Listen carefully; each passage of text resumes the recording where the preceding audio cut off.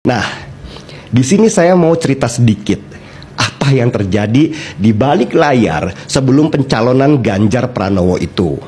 Seru dan penuh dengan strategi seperti main catur antara dua master yang sangat berpengalaman.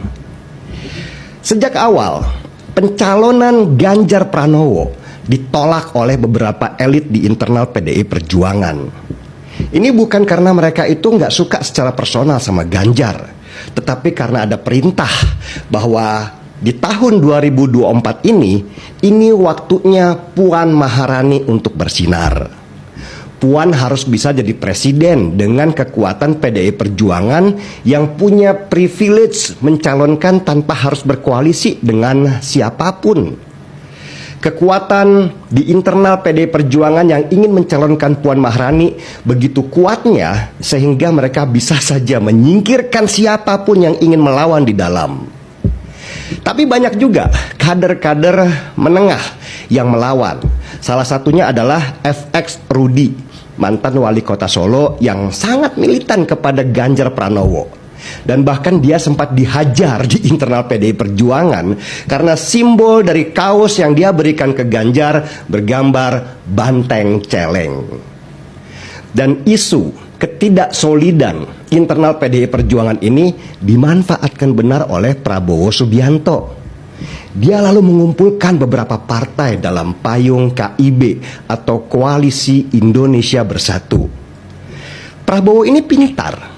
Dia mengundang Jokowi selaku Presiden RI untuk hadir di acara dengan narasi KIB di bawah komando Jokowi. Caranya adalah dengan meminta Jokowi hadir di acara silaturahmi Partai Amanat Nasional atau PAN.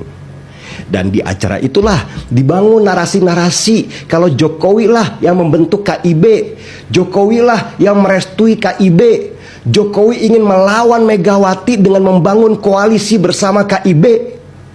Siapa coba ketua umum partai yang gak hadir di acara KIB itu? Surya Paloh sudah pasti, dan Megawati juga tidak diundang. Itu sudah pasti. Narasi bahwa Presiden Jokowi mendukung Prabowo Subianto memang sudah disiapkan oleh Gerindra sejak lama. Foto-foto kebersamaan Jokowi dan Prabowo disebarkan oleh buzzer-buzzer yang memang disewa mahal. Masif banget penyebarannya sehingga mempengaruhi opini masyarakat kalau memang telunjuk Jokowi itu menuju ke arah Prabowo Subianto sebagai calon penggantinya. Dan kepopuleran Jokowi dimanipulasi dan dikapitalisasi untuk merebut para pendukung Jokowi masuk menjadi pendukung Prabowo Subianto. Kalau nanti KIB di bawah kepemimpinan Gerindra itu sudah kuat, maka ada waktunya untuk mengajak PDI Perjuangan untuk mencalonkan Puan Maharani sebagai calon wakil presidennya Prabowo. Nah, sampai di sini Prabowo merasa dia sudah di atas angin. Opini sudah terbentuk, simpati juga sudah terbangun, tinggal satu peluru lagi harus diluncurkan, yaitu menghancurkan nama Ganjar Pranowo sebagai lawan terkuat Prabowo Subianto.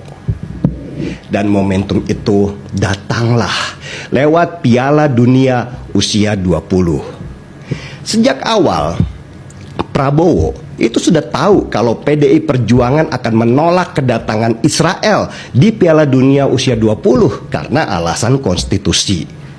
Ganjar Pranowo juga pasti menolak. Maka disiapkanlah proyektil ampuh untuk menghajar Ganjar. Proyektil ampuh itu datang dari seorang menteri yang nggak usahlah disebutkan namanya, yang mengurusi masalah sepak bola di Indonesia.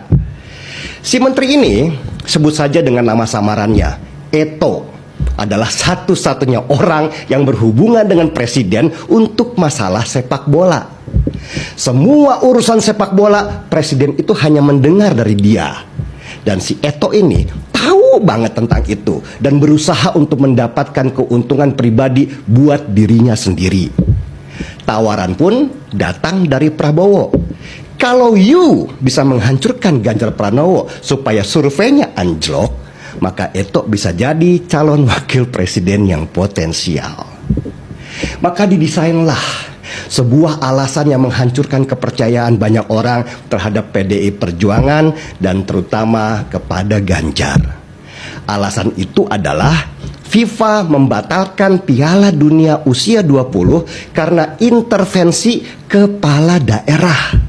Bukan masalah keamanan, bukan yang lain-lain, tetapi intervensi kepala daerah. Dan tentu saja telunjuk Eto itu mengarah kepada Koster dan terutama Ganjar Pranowo. Sukses besar dia. Survei Ganjar kemudian melorot dan Prabowo juga naik. Eto mendapat nama dan jadi pahlawan, dipuja-puji banyak orang yang tidak paham akar permasalahan. Bahkan kabarnya Pak Jokowi juga mau dipakai lagi dengan diminta hadir dalam gelar aksi pita hitam supaya gagalnya Piala Dunia usia 20 itu jadi makin menggelora, yang berarti panggung Prabowo dan Eto ini semakin besar. Untung saja Jokowi menolak hadir. Buzzer-buzzernya Eto, buzzer-buzzernya Prabowo, ditambah dengan simpatisan Anies Baswedan terus-menerus menggunakan isu Piala Dunia usia 20 sebagai rudal-rudal untuk menghantam Ganjar. Banyak orang dan partai-partai akhirnya berpaling dari Ganjar dan merapat ke KIB.